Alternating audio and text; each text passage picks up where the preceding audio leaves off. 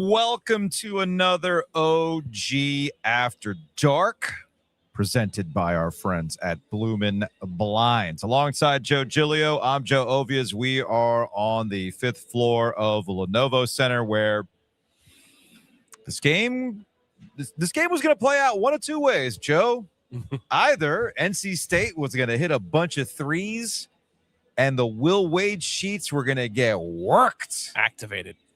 Or Duke was going to dominate the Wolfpack because those threes were not dropping and they could not keep up with Duke's consistency, skill, just the meat and potatoes of a Duke basketball team that's making this thing look easy, man. And I think we're kind of running out of things to say about this particular Duke team, and we're all just kind of waiting to see what they do in Charlotte. Well, specifically, be curious to see what they do against Carolina on Saturday, followed by what they do at the ACC tournament, and then obviously what they do in the NCAA tournament.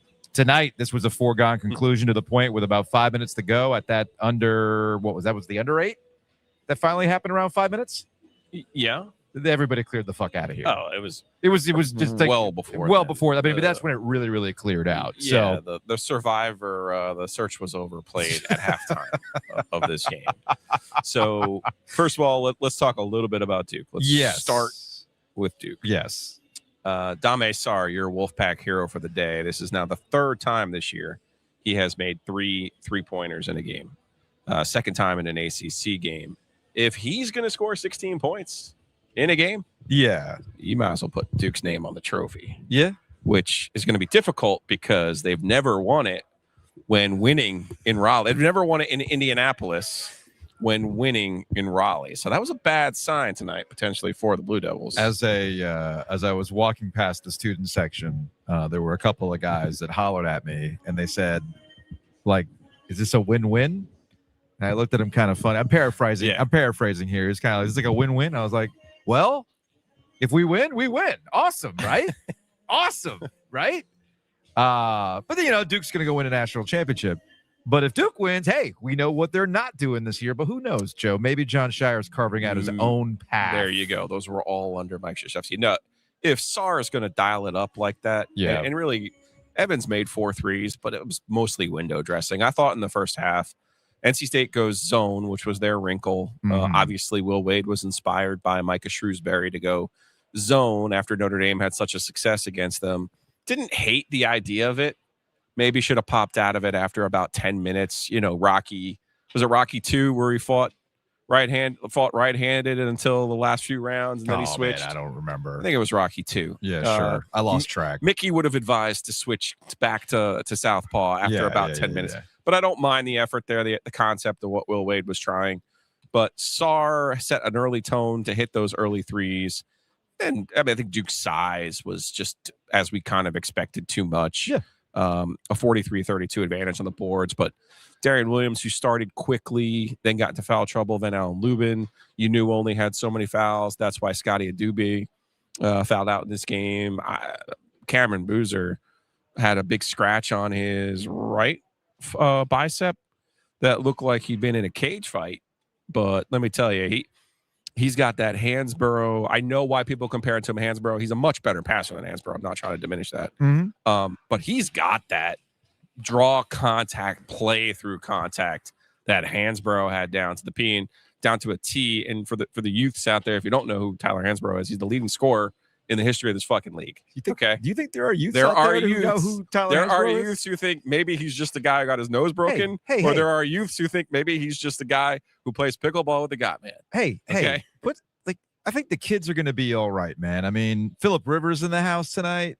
He got a hero's welcome that you would expect, and the students immediately knew who he was. Even though if you didn't know, played in the NFL, they don't. Do you think that you are giving them way too much credit? You and JC sharing a brain on this one. You're giving them way too much credit. Because if you see Phillip Rivers today walking around, he just looks like any other 40-something guy. If he hadn't played as a 45-year-old in the NFL this year, right, including in a primetime game, where he was the story playing against the eventual Super Bowl champs. Plus, they also know about the Gunner Rivers news, so they were hype about that. Yes, but it was the other Wolfblood tonight who was the real winner, Cam Boozer. His mom went to state. I just thought he was so strong. And sometimes it's tough when you know you have a significant advantage and you can and he did start a little bit slow. He didn't have a lot of points early. You could press and you can get frustrated.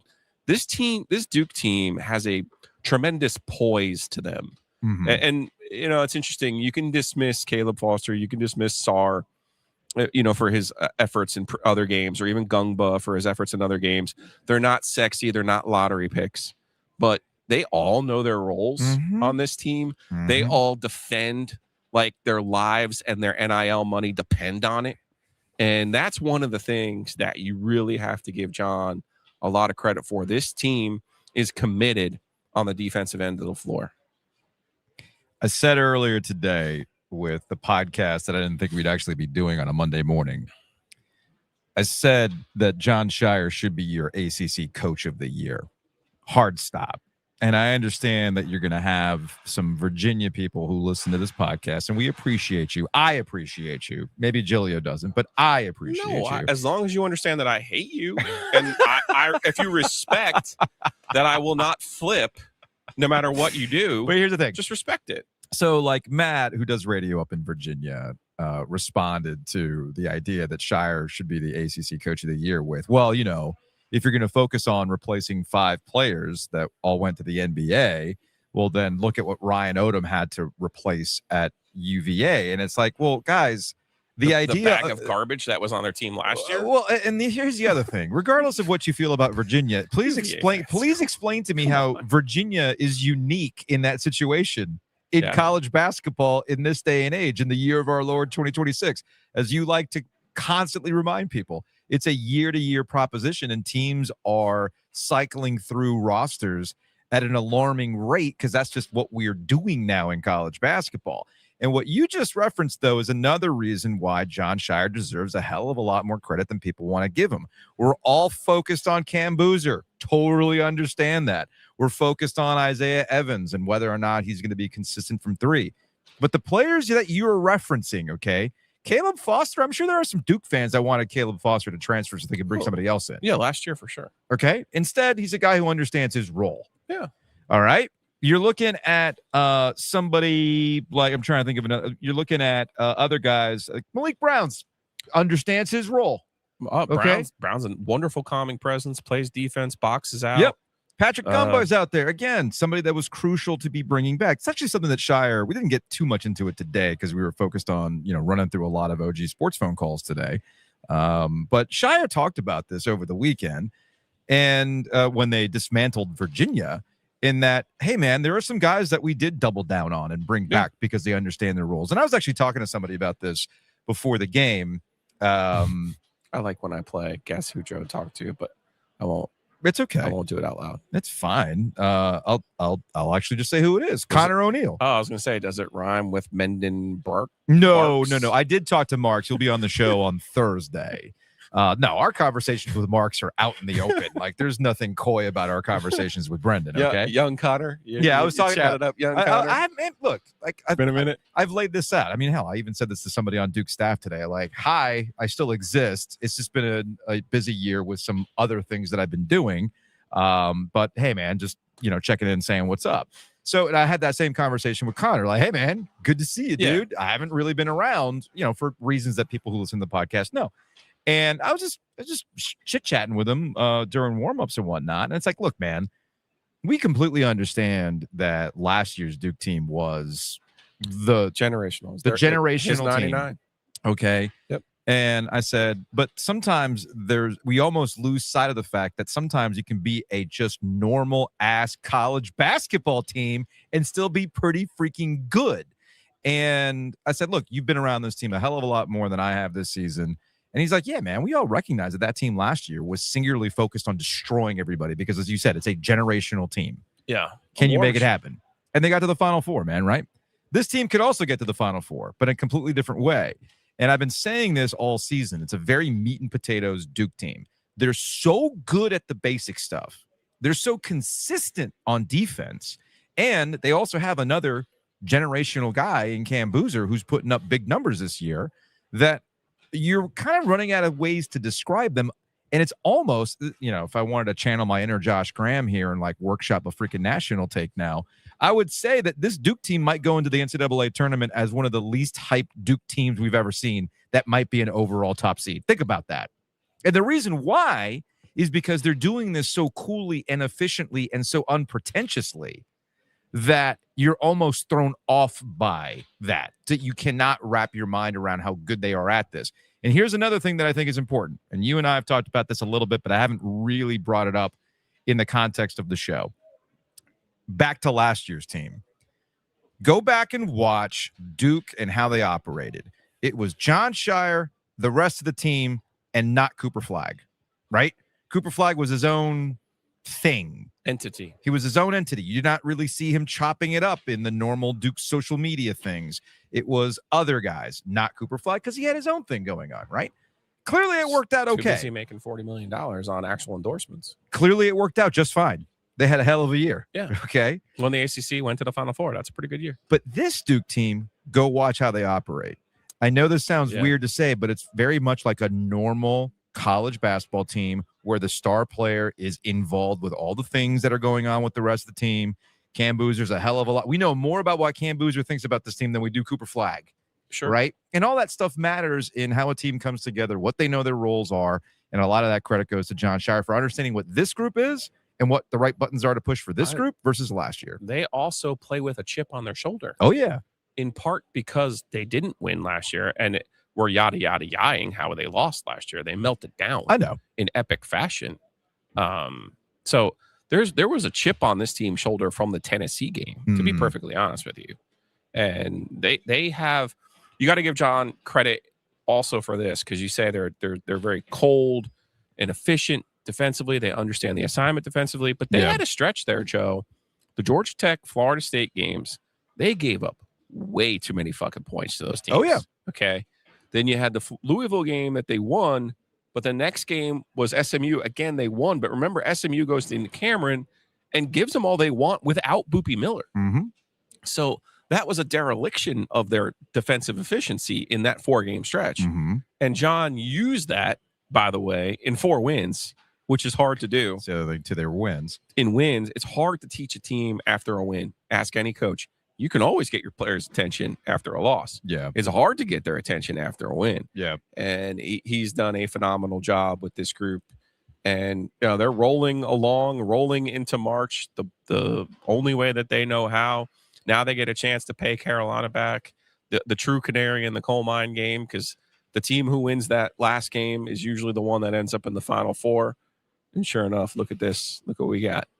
We got Duke at home at Cameron. Oh, yeah, ready to use that as a springboard to send themselves on to Indianapolis, where they've already won 3 titles, 91, 2010, and 2015. We are doing an OG After Dark here at Lenovo Center. It's brought to you by our friends at Bloomin Blinds. 10 or more window treatments, you're going to get 10% off. We'll have another After Dark on Saturday following the Duke-Carolina game. And obviously, we'll be going live after games at the ACC tournament next week. I got to polish up some of my Duke takes, man. I got to get my form going. Yeah, and I'm sure there'll be a lot of interest to see what this NC State team can pull out of their ass as we. I was going to say we could move on to the Wolfpack. I mean, portion of the programming now that we've sufficient, because now okay, now people, we're going to spend the rest of the podcast talking about NC State. So don't jump on here. Why don't you give Duke credit? Why don't you give Duke credit? We gave the first. We just fucking grab their nuts and polish the whole thing, guys. Okay, because now we're moving on. If that means you need to leave me now, I understand. I get it. NC State's now lost 5 of 6, by the way, since that 18-6 start, since they were 9-2 in the league, since they felt really froggy about being 4 or 5-0 on the road in the league for the first time. Here's my since question. 1974. Here's my question. No. So I got a stat for you, since everybody would like to just pretend that 2025 and 26 are just like the good old days. Oh, okay. I got you. So this is the first time NC State has lost 3 ACC games by 25 points or more since 1993-94 with Les Robinson, which happened to be my freshman year at NC State. Mm-hmm. They lost 4 that year by 25 points or more. In 1992-93, which is inarguably the worst season in the history of NC State basketball. They had a player commit suicide. They had players leave the team. They had players ruled ineligible because they didn't have a 3.0 GPA.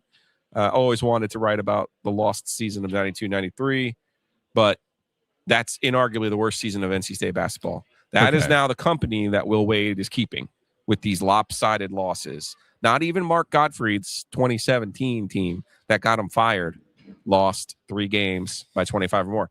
Before you look it up, he lost 2 games that year by 24, had the 51 at Carolina, and lost to Wake Forest by more than 25. But this is where we're getting at. And Will even said this after the Virginia game. Like, when we're bad, we're bad. Mm-hmm. And I didn't think they were necessarily bad tonight. I thought had no juice. They had nothing. They hit 4 threes in the first 6 or 7 minutes of this game, which is your formula, as you said. And they finished with 5, I believe. So how many did they finish with? They had 7. They finished with 7. The thing that I gave up on it because it was fairly clear how this was going to work out. Like I said, the keys to the game tonight were just, hey man, make threes, make a bunch of threes, because that's how you're going to beat Duke. It's the only way you're going to beat Duke. Hard stop. So I started like keeping track at the media timeouts, right? So at the under 16, hey, good start. Darion Williams had 2 of 4. What do we? Oh, that's Dame Sar had 2 of 2. That's your Wolfpack hero of the day, right out of the gate, right? And then at the under 12, Williams was now 3 of 6. Abel got on the board, and McNeil took an attempt, but he missed it. So they were 4 of 8 at the under 12. And then we got to the under 8, and it's just like, all right, I've kind of seen enough. I see where this is going now. Darion Williams was 3 of 7. Team was 4 of 9. At that point, Duke was getting comfortable with what they were doing, and they just didn't really seem like they were going to have an ability to get back into this game. And, the OG Sports Phone obviously has been active once again, thanks to NC State fans. And let's just go ahead and read a couple of texts here before we get into some actual calls. Yeah. I was looking at some of these comments. Some of these comments are very good. Like you just said, I love watching State catch hands, but this was just sad. 0 juice for one of your supposed rivals. Well, the ACC killed that rivalry a long time ago. That's been dead. I can't even blame Randy Woodson for this one, so I won't even put $2 back in the jar for that. That's been dead for a long time. This is from a 919. Who handles Wolfpack losses worse? State's burner army of 19-year-olds who tweet about jumping off buildings, or Will Wade, who looks like a man about to jump off a building? If burners post their emotional trash for engagement farming and therapeutic reasons, what is Will Wade doing this for? Field of 68 farming? I actually get a doomsday attitude after some of these losses, but everyone has gone to that well so many times. It has lost its impact. Burners thought the season was done after Seton Hall. Wade was making desperate pleas after the Reynolds game that we won by $1 billion. It's a long season. The boy who cried Wolfpack nonsense from these new young anonymous fans and our new young coach have worn thin. That's followed by I believe I summarized that as the theatrical bullshit. That's the theatrical bullshit. From a 336, State has 2 duds in their big Monday games. Part of the reason I was excited for Wade was that he was supposed to have this team ready for the big moments. They fucking suck. So Dave Doran was here with Phillip Rivers with the big fish that he landed. I have to do it, though. Will Wade now officially in Dave Doran territory. Beat the teams he's supposed to. Had a couple clunkers with the Georgia Tech and Notre Dame losses. Can't beat Duke, but did beat Carolina at home to make people happy for at least a week.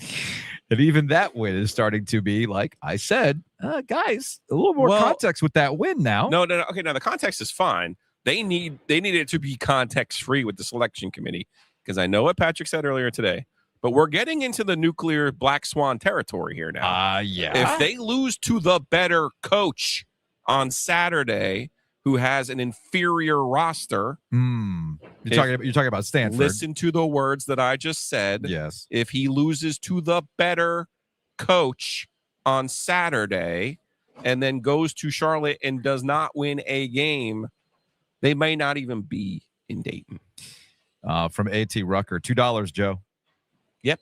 $2. Hey, I called it when he was here. $2. He was in the building. I had to do it because his terrible record against Duke.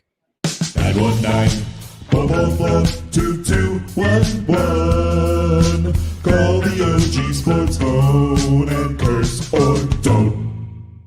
All right, let's go to a 704. Hey guys, Chip from Weddington. I feel like NC State fans need to chill the hell out.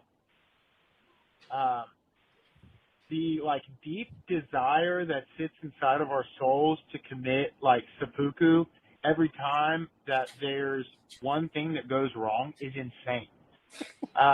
When it comes to Will Wade and when it comes to coaching basketball, I think if we look at this roster and we say, okay, what can this roster actually have produced? I think we've dropped a couple games that we didn't need to drop. But the reality is that I think the best seed we ever had under Keats was an 8 or a 9, and we're on that line right now. And I think that while we can say, oh, Will Wade promised this, Darion Williams was supposed to be this, doesn't matter what something was supposed to be or what was promised back then. What is here is what it is. And I think the reality is that if Will Wade is if he's a coach, if he's the guy that's going to be a good coach, the only things that can really be changed about this team are going to be in the offseason, right? And if we're saying that college basketball is a year-to-year proposition, we can't make game-to-game decisions on whether or not we love a coach.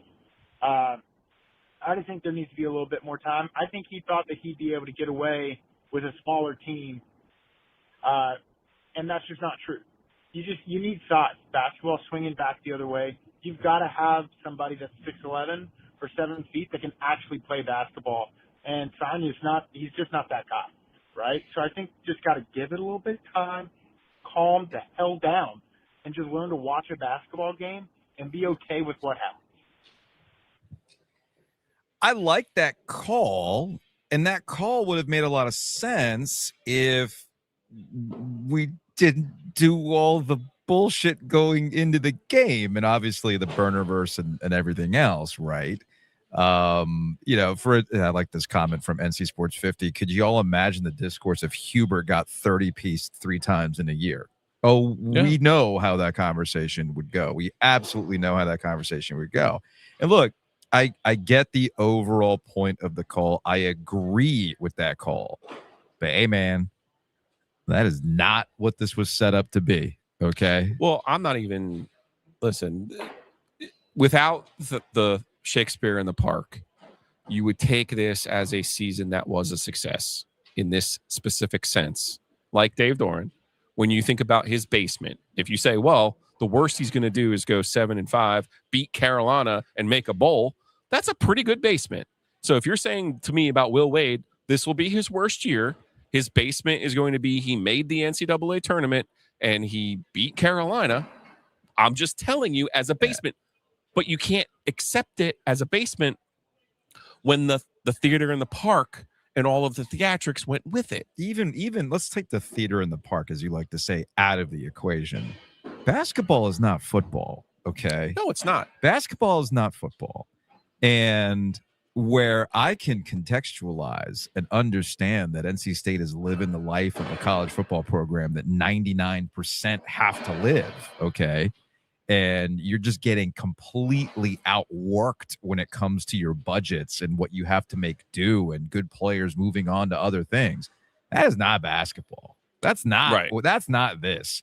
And regardless of other than 4 games on your schedule. And so what I'm getting at is they have more money than everybody but Duke, Carolina, Kansas, Louisville on their schedule. Strip the bullshit out. That's straight up unacceptable. The effort. Straight up unacceptable. Yeah. At this time of the year. And the effort. At this time of the year. They play because I get back to what I said during today's podcast. What have you seen that makes you think that, to your point about Stanford at the end of the year, are they going to be motivated for that game? They should be. They should be. They need it. I don't know if they will, though. Yeah. Okay, so you win your first game in Charlotte.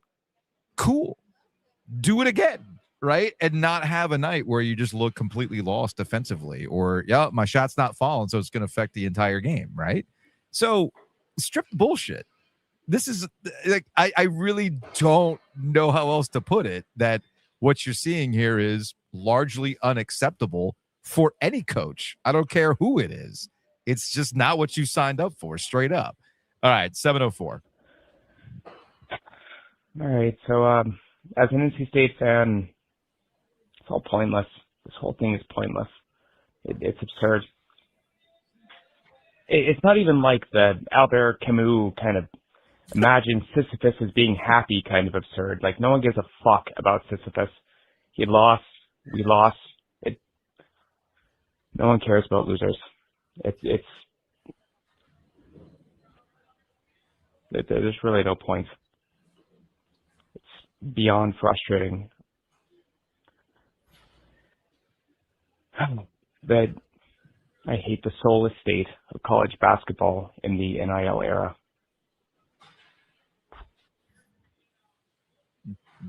I think that's how that. Yeah. I mean, Yeah. Well, hey, Bubba. Duke's pretty good, y'all. Give us some credit to Bubba. I think he's trolling us. Bubba. He's trolling. We opened the show. I like that though. For the first 15 minutes. Don't do it, Bubba. No, I like Don't it. do it, Bubba. He's trolling us. It's good. Don't do it. It's allowed. Don't do it. Don't do it. Let's go to an 828. Reckoning is defined as a future time people face consequences for their past actions, good or bad, requiring them to be judged, held accountable, or deal with difficult truths they've avoided. That is the definition of reckoning, Will Wade. Suck it, DDMF, baby. Do the Duke fans were getting in the chat. All right, to a 919. Well, since we're getting our ass kicked at halftime, my observation is the damn halftime show with the dogs running and catching the frisbees is the best part so far. So I don't know what's going to happen here in the second half. They're going to have to do a lot of work to catch up here. And I think Quadir is the ringleader, who's not playing real well lately, but let's hope he does here in the second half. Talk to you guys again. Damn it, this sucks. Joey, it's got to go. I gotta write that one down on the sheet for the end of year calls. What I was don't better, know. the dogs or the baby race? The baby race were the poor babies. They got them a little too young. Yeah, They those were fresh. Those were fresh. They were still a little too hot and fresh out the kitchen because they did not want to advance off of that mat. There was a baby out there that I was like, hey man, I remember tummy time, and I'm not quite sure that the neck strength was there yet. Two of them just were flat out not having any of it, just bawling. And what was crazy is they all correctly had dad release. You have dad release and have the baby go to mom. Like yes, that's the move. That is definitely the scouting report. That is definitely the Bill Belichick how you run a baby race. But man, they did not want to move. The dogs were great though. The dogs were fantastic. Dogs were awesome. Let's go to a 252.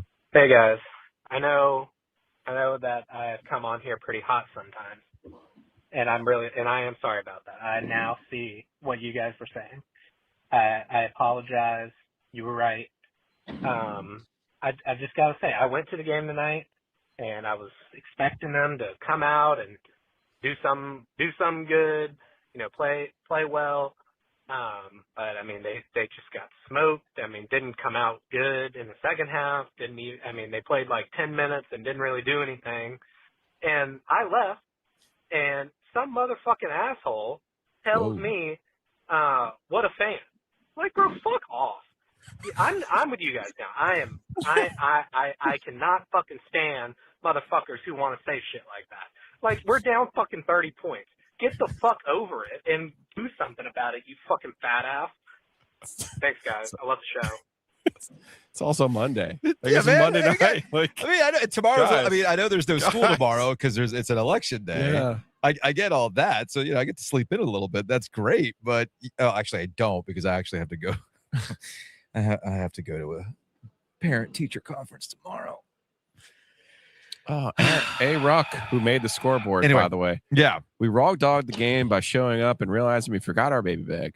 One of the couples from the race gave me a spare diaper after I flagged them down on the concourse. Hey, Ruck, that is that's professional. That's parenting. That's called beautiful. That is parenting real parenting is problem solving in real time when you got such situations like that. Did you ever have to use a T-shirt as a baby diaper? Well, no, because I always kept that thing on me. Okay. I stayed strapped with diapers at the ready, man. I had the dad bag and all that kind of stuff all ready to go.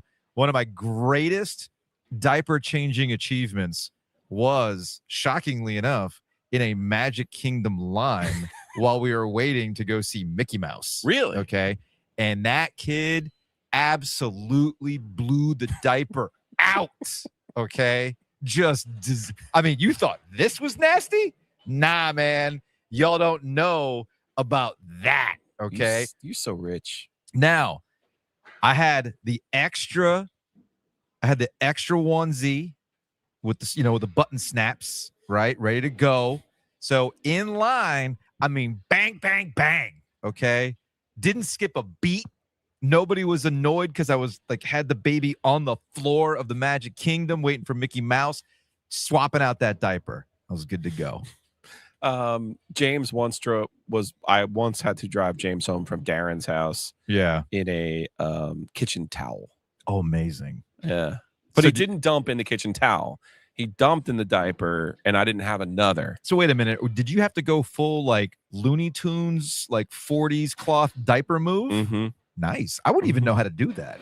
Now I can swaddle like a champ. I can make a little baby burrito like nobody's business. Now, I don't think I've never made a cloth diaper situation. The kitchen towel would not have held up if he had dumped again. But he didn't dump again. Okay. So y'all, by the way, speaking of Disney and bathrooms with the kids, y'all are not ready for. I'll save that story for another day. That might be a mailbag behind the paywall story of the sacrifice I made as a dad during fireworks at Walt Disney World when there was no ability to get to a bathroom. See, Jeannie knows.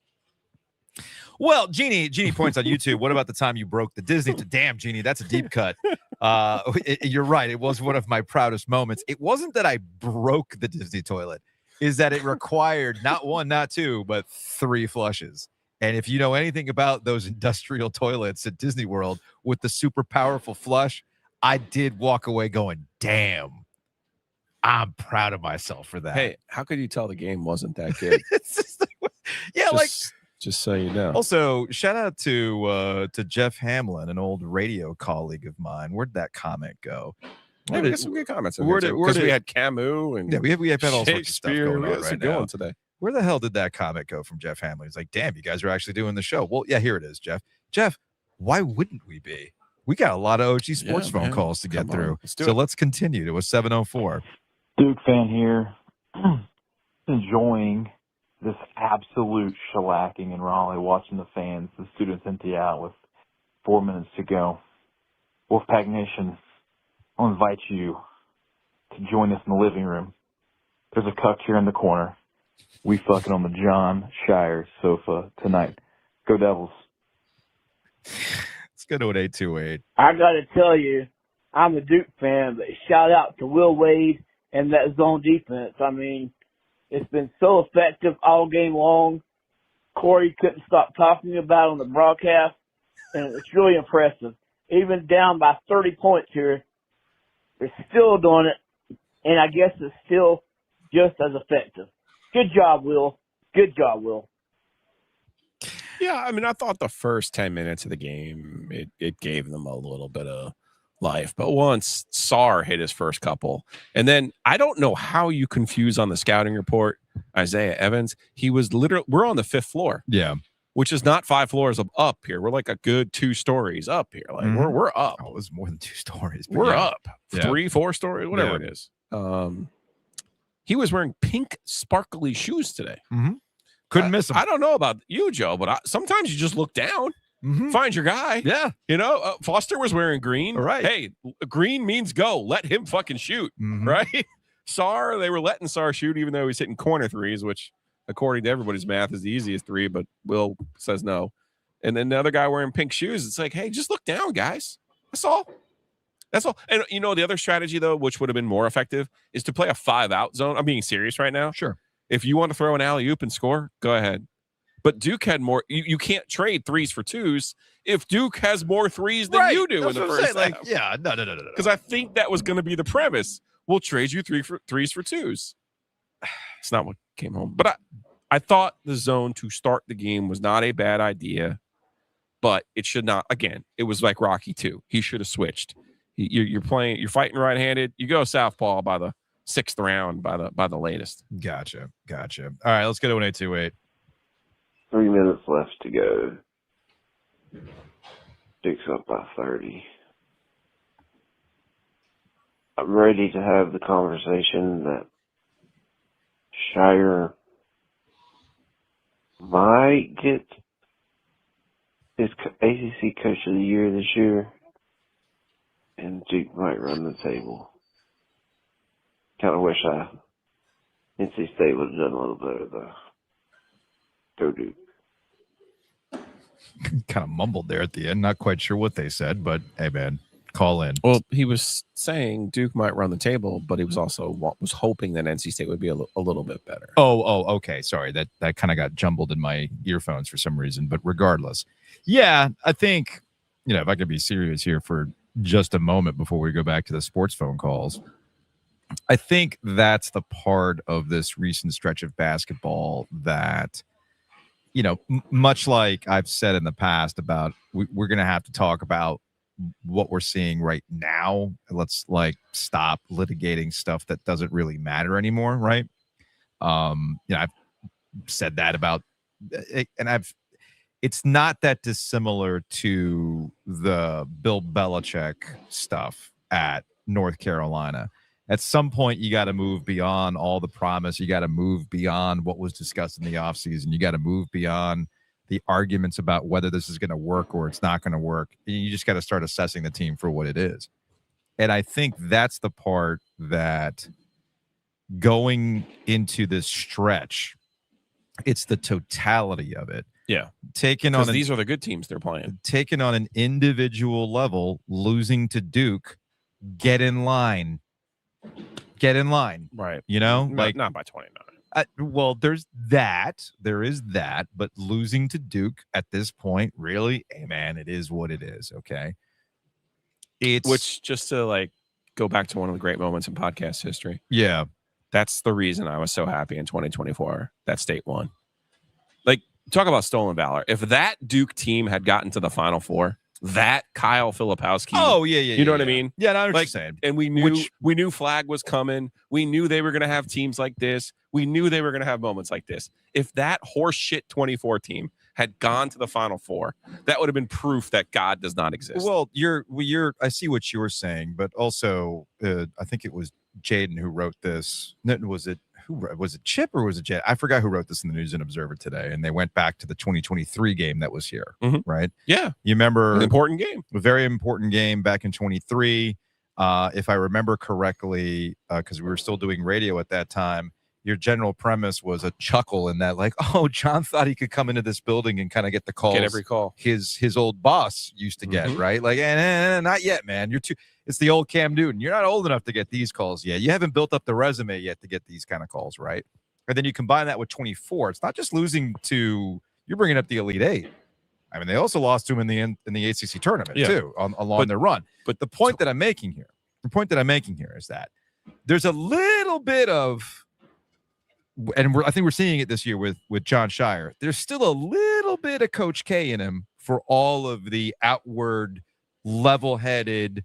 Looks like he has a better handle on this kind of stuff. And I mean that. I'm not saying that in a facetious way. I do truly believe that John has a demeanor that will benefit him in the long run to be the head coach at Duke. But as we saw glimpses in how he handled losing to Carolina, and I don't want to make it about this, but I'm going to make it about this. I've seen that before. Yeah. Okay. With Coach K, there's also the, you see, part of my arc, you are now part of my arc. And I'm going to make it known that I'm going to stick it to you because it still sits with me that you ruined some of my early stuff. Yeah. Like 23 when they came in this building and lost. And as you mentioned, man, I was one game away from getting to a Final Four earlier in my career. With a garbage team. Right. God. Right.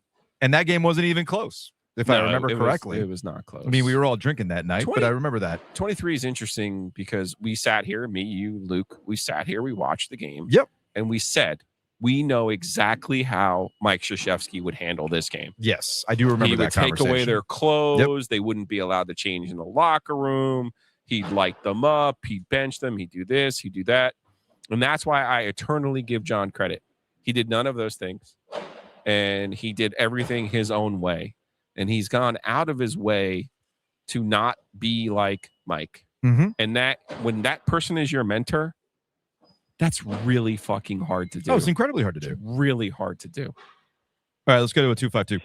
Hey, fellas. I'm calling with maybe about 6 minutes left in this game here. But, you know, James over at IPS sent out the post-game link maybe about 10 minutes to go in the half, so take that for what it's worth. I'm going to pause you right there. You and I, shout out to Henderson, man, over at Inside Pack Sports. That's a pro move. Yes. Because we've done that. We were ready. You know what? Fuck it. Let's just go live. We've seen enough. We did that during football a couple times. Yeah. We're like, we've seen enough. Let's just go live, man. Screw it. Yes. Anyway, so shout out to Henderson for that one. Firstly, I guess I'm happy to see us try something new on defense. I mean, we hadn't played zone all year, and it looked great for about 10 possessions. I guess you can only get so much work out of that when defense hasn't done much all year. You know, I guess now that we're sitting here on the back end losing 5 out of 6, you got to ask yourself, was it worth it to, you know, blow the doors off of Carolina and then drop everything else?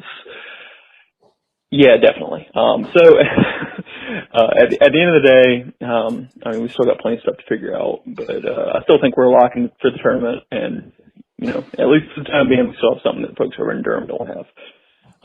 Before I go, I just want to give a quick shout out to my buddy John, another faithful listener of the pod. Him and his wife just welcomed a wonderful baby girl into the world a couple of days ago. Let's hope that she doesn't have to wait too much longer to get her first win from the Boys. Thanks, fellas. Love the pod.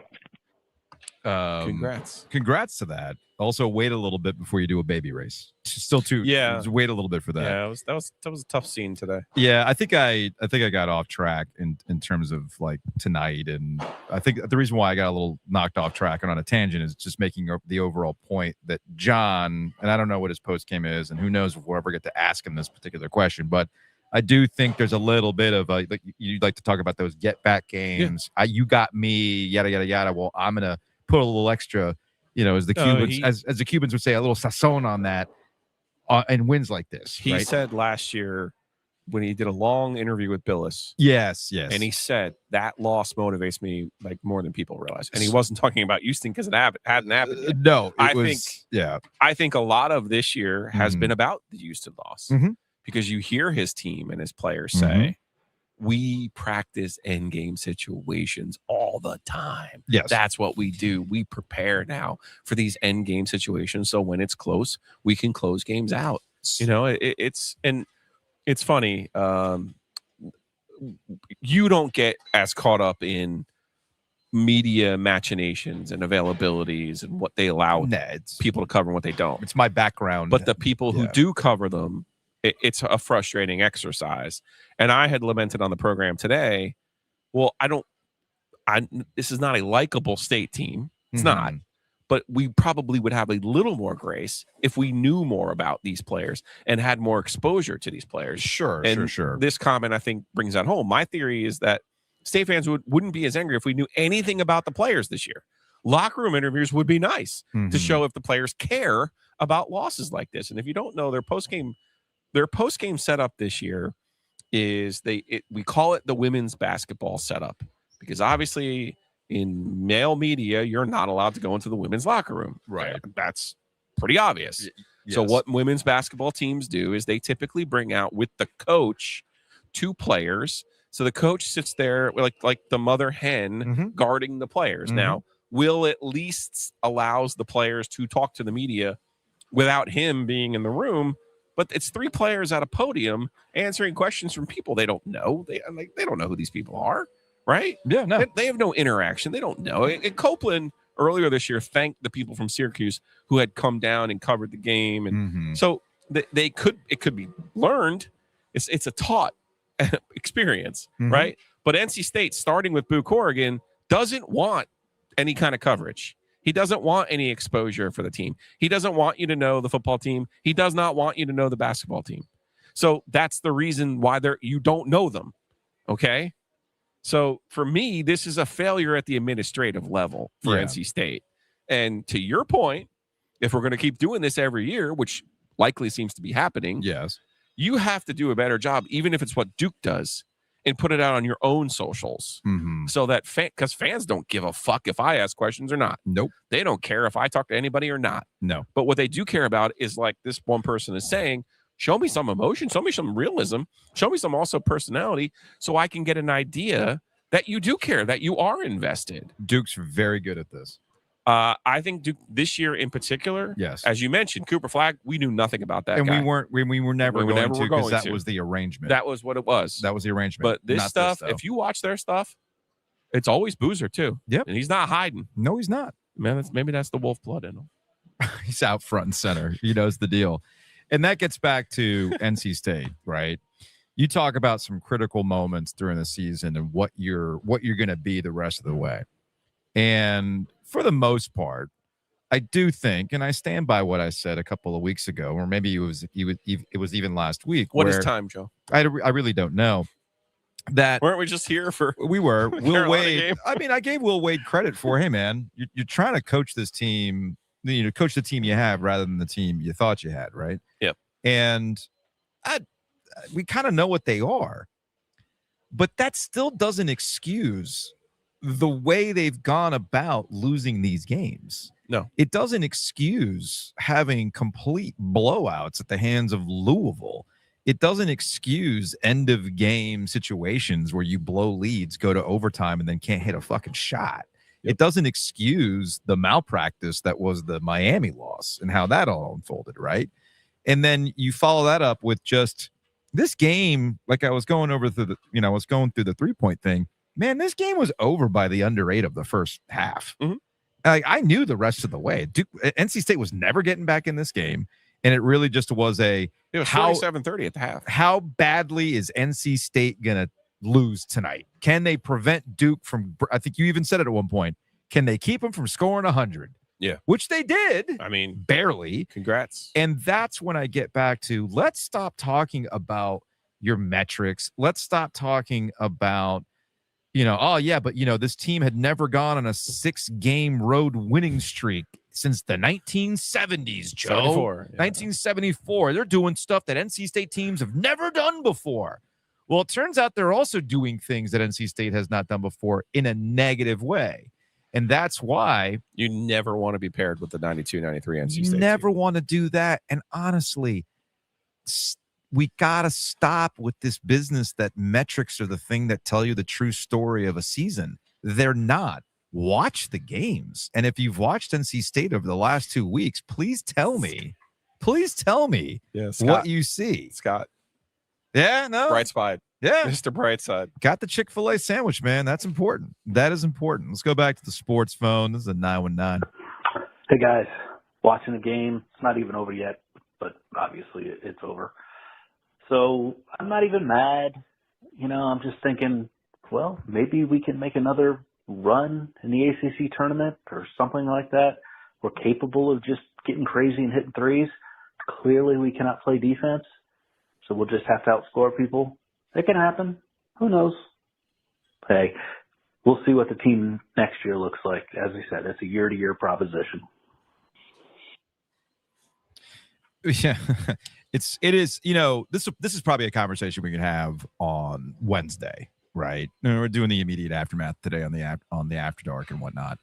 I think Wednesday we could probably have a larger conversation about what was learned in this inaugural season, what was learned in the maiden voyage of the SS Reckoning from Will Wade, and how are they going to go about taking those lessons and applying it to a roster for next year?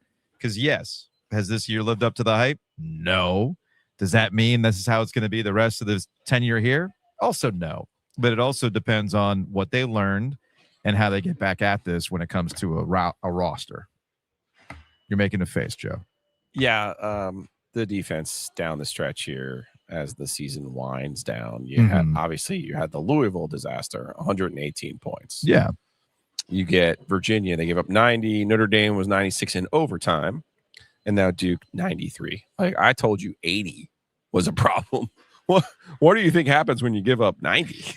Like, yeah, no, I'm with you on that, man. I mean, I'm with you on that. It's it's look, you're right. It's what do you learn from it? And what I'm really troubled by though is the comment from the coaches show a few weeks ago about, well, this was our formula for how to win in the ACC.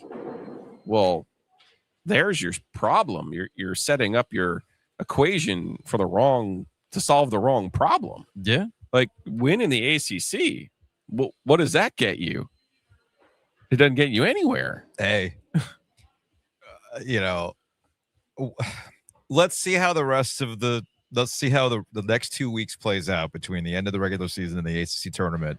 And then I don't think it's the next 2 weeks. I think it is the off season. Like, what does the roster? Do they get a more athletic roster? Do they get a bigger roster? Do they make some changes in the construction of the team? Yeah.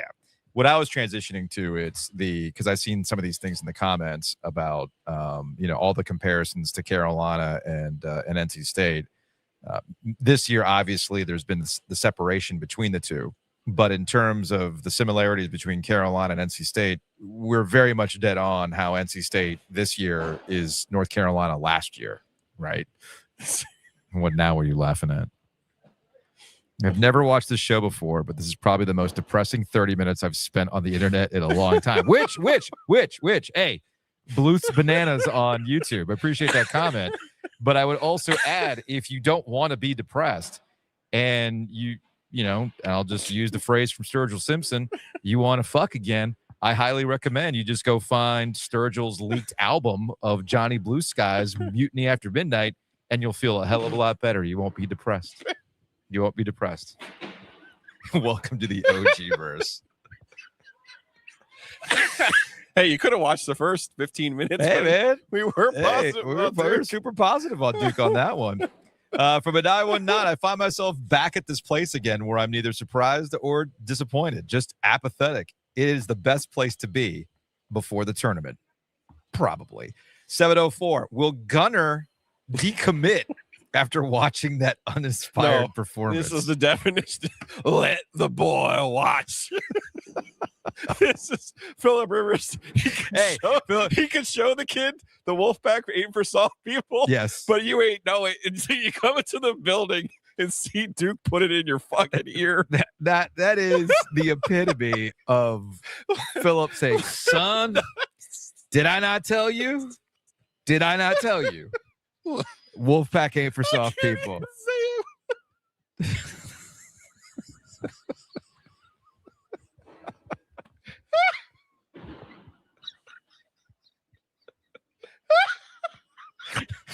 We've lost Joe, ladies and gentlemen. Let's go back to the sports phone. Let's go to 336. Well, I think it's time to pack it up. I think that they should even forego the ACC tournament and just prep for next year. Just get ready for next year. Let's just write this one off, send it to the tax man. Hope we get something back good for it, It's been good. Ready to shut it down. 252. Man, that zone worked so well in the first half. We only gave up 47 points. What a great zone. In all seriousness, it did seem like it was working there for a little while, but they're just too good, man. 17 points at half. We'll see what happens in the second half. I don't think it's going to be pretty, but also, how about John Scheyer just grinning like a jaybird over there talking to Molly McGrath on the sideline? I know a guy who's a little bit smitten when I see one. Anyways, I know John loves his wife. I'm just kind of messing about that. But I saw that grin, John. I saw that grin. Thanks, guys. It's the old Cat Williams. Am I still a tiger? I sure feel like a tiger. We got...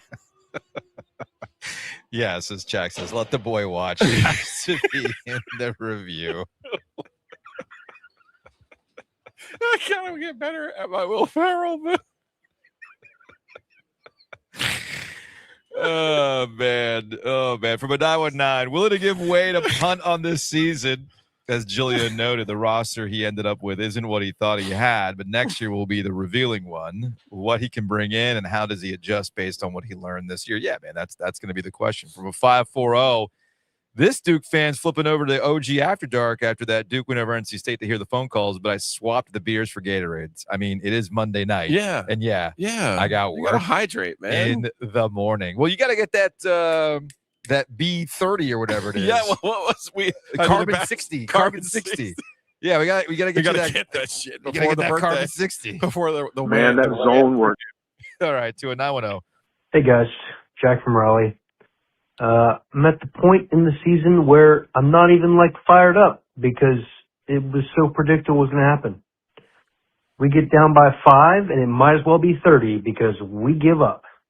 I mean, we got a bunch of guys who don't give a damn. And I was excited to watch Abube put some effort in until I realized he might hurt anyone on the court that got in his way. This season's over. I mean, I've never seen a team want to respond to adversity less in my life than this team. This is absurd.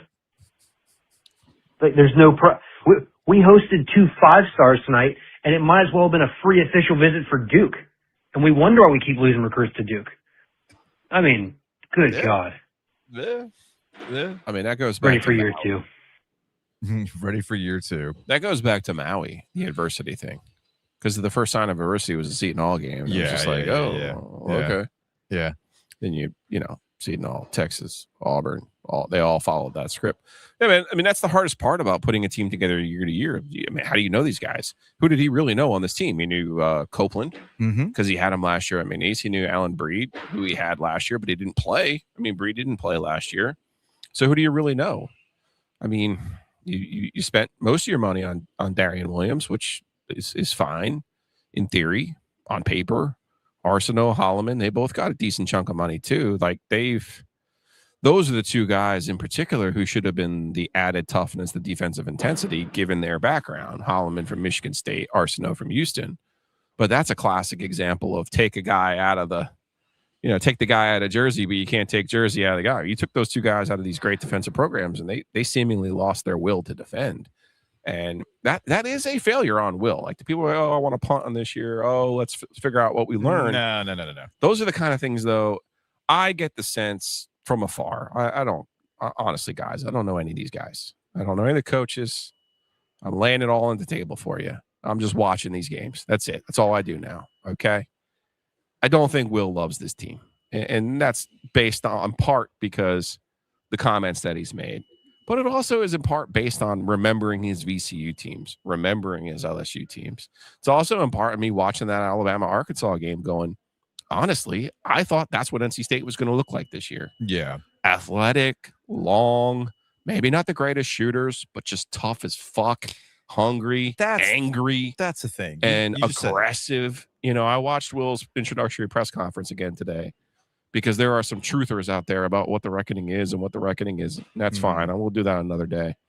But he did say we were going to be aggressive and we were going to play hard and we were going to defend. And I honestly haven't seen it. Jesus fuck, I hate myself for saying it, but it goes back to the South Carolina game. I mean, that aside, like I said, all that stuff, that's early. You can work through that. You can learn from it. You're not the same team that you were all the way back in October. And if that's the case, well, then you got a larger problem altogether, right?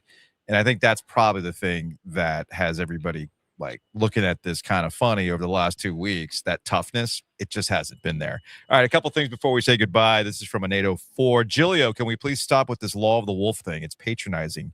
In the suggestion, State is inherently mediocre enough to randomly win a big conference matchup. Obvious, NC State shit is not dead. I have it on good authority that the Vatican is still investigating March of 2024 for divine actions. Hey, if that's the case, then I expect to have St. Keats when it's all said and done. No, okay? NC State shit is dead. And sir, I don't know who you are, but I just hope for once in your life you come up with something as half as smart as the law of the wolf. That is my sincerest hope for you. And maybe one of these days you can get a No Crap the Magazine exclusive. Question for Gilio: is Duke a war machine? Let's go, Duke. Go to hell, Carolina. We will close on that topic. They are coldly efficient, but it's hard not to think that they can be had.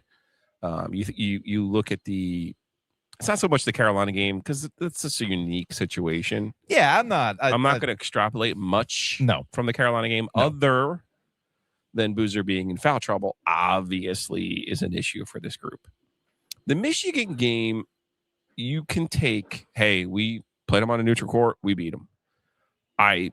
Again, there's some foul problem issues on the other side of that film that I think led directly to Duke winning the basketball game. That doesn't mean they won because of the officials. Mm-hmm. They won the game in the second half by being the coldest, efficient team. John made some good adjustments too. But that wasn't Michigan's fastball. We all know, even the 09 War Machine from Carolina got another team's fastball. It was LSU in Greensboro, of all teams. Yeah. But at some point, you're going to get somebody's fastball. And sure as shit ain't going to be in Greenville. But it might be in the Sweet 16, and you're going to see somebody in the Final Four. Arizona, I think it was written in the stars. We're going to get Duke, Arizona. Mm-hmm. Boozer, Papa Boozer, 01, wins a national title by beating Arizona. Yeah. So I think it was written in the stars for his sons that they're going to play Arizona in the national title game. Can they take Arizona's fastball? I don't know. Well, but that's a hell of a position to be in, right? The thing that's a hell of a position to be in. Listen to what I'm saying. The only way for them to lose is for someone to fucking pour it out and beat them. I mean, that's true of just about any team in the NCAA tournament. Not true. Dude, No. You and I are diametrically opposed with how this random chaos generator that is the NCAA tournament works, okay? And we've seen really good teams that are supposed to win it all to the point where fans are getting tattoos of the national championship have regrets, okay? Kentucky, 2015, yeah. Okay, so like we've seen, and Duke themselves have had teams that just look like they were destined to win this whole damn thing, and then they come up short, and then you're thinking about it for the rest of time. That's why we talk about like 05 Carolina as if it's a common thing. It's not. They had a tough game against Villanova. They had a tough game. My point is Illinois too. My point is, it's still really difficult to go out there and win the whole damn thing. 09 in the same boat. It's really still difficult to go out there and win the whole damn thing. You're going to get got on a random night. Sometimes the shot's not falling. Yes, sometimes the other team is pouring it out. Sometimes you run into a team that can't miss. You know, one of these mid-major teams is just on an absolute heater because it's a random chaos generator, right? So this idea that, if Duke, jumps into this, man, that's true of any contender, okay? It's true of any contender. The thing, if we're going to focus on Duke and why they might be able to make this thing happen, honestly, is their schedule and how they have gone about those games and testing themselves will ultimately pay off. That will ultimately pay off. And I also think, too, there's a key difference between last year's team and this year's team in that last year's team was singularly focused on Cooper Flag. As good as they were elsewhere, it was singularly focused on Cooper Flag. That's not what this team is on. They actually have some interchangeable parts. They actually have guys that can move around a little bit. They can move Boozer around a little bit as needed. We've seen John Scheyer throw out a couple different lineups to see what they got. It's kind of funny. You were asking these questions. Well, who's this guy? It's Darren Harris. Well, Darren Harris is the Duke player of the week because we've run out of things to say about Cam Boozer. Well, now we got to talk about the role player who's really come on strong here because you have to have storylines, right? Yeah. I think we went through didn't we go through like a Hamania week or so there too for like a hot minute, right? We had our Caleb Foster moments too. Like, these are things that are going to happen, right? This is all very, very, I think what we're doing here is we're kind of burying the fact that John Scheyer has a group that, yes, if they get into foul trouble with Cam Boozer, it's going to knock a lot of stuff off their access, and they're going to have to try to find ways to move beyond that, which we saw against Michigan, okay? Mm-hmm. Also, same thing in the Carolina game. Hey, man, they found themselves in foul trouble. It was not perfect conditions. They had to fight through it.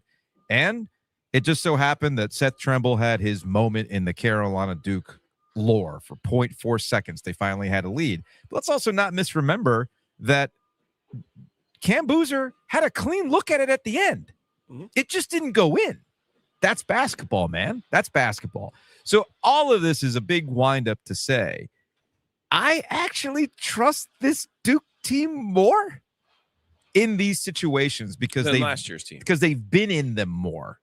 Okay, It's fair. they've been in them more, and I'm going to disagree with you on the Michigan game too, in that those games are set up for that time, and this is not just Duke doing this. There's a lot of schools that are doing this now because they recognize that if you truly are in contention, it's okay to play a game like that to test yourself strategically in Washington, no less. Right. And if you lose it, it's no big deal. It's not like you're truly going to drop in terms of seeding. And if you win it, well, it's going to even vault you higher, and we'll have a reframed conversation around Duke, which is exactly what that Michigan game was. It did, but I'm trying to tell you this from Michigan's point of view, from that game. Michigan did not play their best. Okay. Well, it's entirely possible that Elliot Cadeau saw Duke on the other side and went back and had PTSD. And that could happen again. Fair enough. They could also bench him the next time they see him. I'm just saying. I mean, it's possible. You say they didn't have their fastball. What if Michigan doesn't have that anymore and they peaked back in November and December? Could very well be. Teams peak at the wrong time. I think you're going to see there's a good number of teams this year: UConn, Florida, Arizona, Michigan. Mm-hmm. I don't know which ones of the Big 12. I don't really trust any of them. Yeah. Given Houston's recent struggles. I mean, shit, man. You might play Kansas in the Sweet 16, and Peterson shows up. You don't. That's what I'm. You don't know that. You just don't know that. What I'm saying to you about this Duke team is they don't meet the rule of 3. Okay. Yeah, I got you. And that doesn't mean you can't win a championship without the rule of the 3. Mm-hmm. But almost every champion meets the rule of 3. You know what I mean? Yeah. And one other point, we're focused on Houston. Houston didn't win last year. They did not. After all the hand-wringing about whether or not Duke was prepared for the big moments and the ACC didn't test them or whatever it was, as if they didn't schedule smartly to find themselves in those situations earlier in the year, and all this stuff about how Houston was battle-tested and they're this and they're that. What did Houston do in the championship game against Florida? Oh, they blew the same lead. Same fucking thing happened to them that happened to Duke, right? Yeah. So I get a little... I get a little like, come on, let's not act like these things can't happen to anybody at this point in time, and somehow Duke is unique in the situation. But like I said, well, I think what's unique to this Duke team is that efficiency puts them in their defensive aggressiveness, put them in a situation. Yes, as the person's pointing out. Again, we're giving Duke credit, so just calm the fuck down.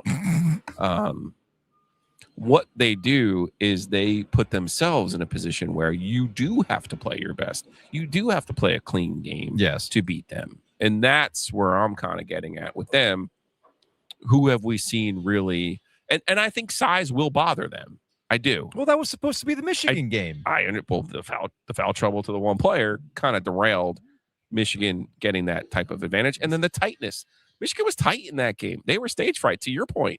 Duke has gone out and made a schedule that has prepared them for these moments. These are all good things. Yeah, it's like, if anything, it sounds like a skill issue for Michigan. Like Duke's just better. And Duke had a lot more to do with it than, oh my God, the bright lights this or this or that. I don't know. Maybe Duke had something to do with it. I'm not saying they didn't. Yeah. What I'm getting at, though, is this Duke team as efficient and aggressive on defense as they are? Yes. And singularly driven by Boozer in the way that they are. Can they handle someone's top punch, and not just someone's, but a team that does have that high-end NBA talent? Can they handle it? Yeah. That's ultimately what their test is going to be. And because if they can, then you add the sixth banner. If they can't, we're going to look back and say they were just one or two players short. They had Boozer, but not enough elite talent to help him. That's what I'm saying.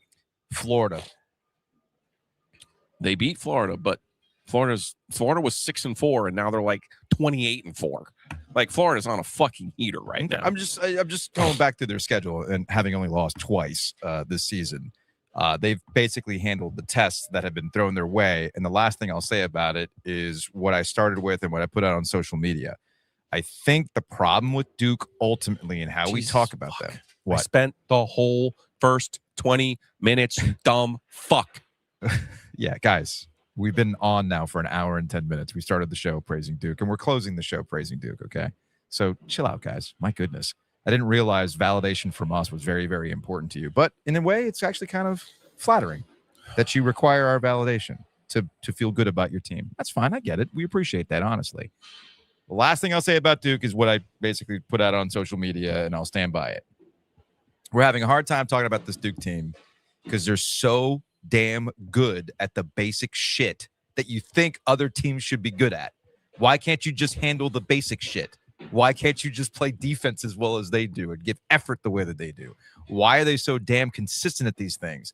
And it's not sexy, but damn if it ain't effective. And honestly, it should be a motto for life. Show up, do your job, do it consistently well, and good things are going to happen to you. And that's exactly what Duke is doing this season with Cam Boozer and the crew. And honestly, that's the reason why, hey, all you freaking Duke fans who are constantly looking for validation, yeah, as I said at the jump, Duke with John Scheyer and what they've been able to do this season, he should be your ACC Player of the Year. Spare me the Ryan Odom shit. I'm sorry.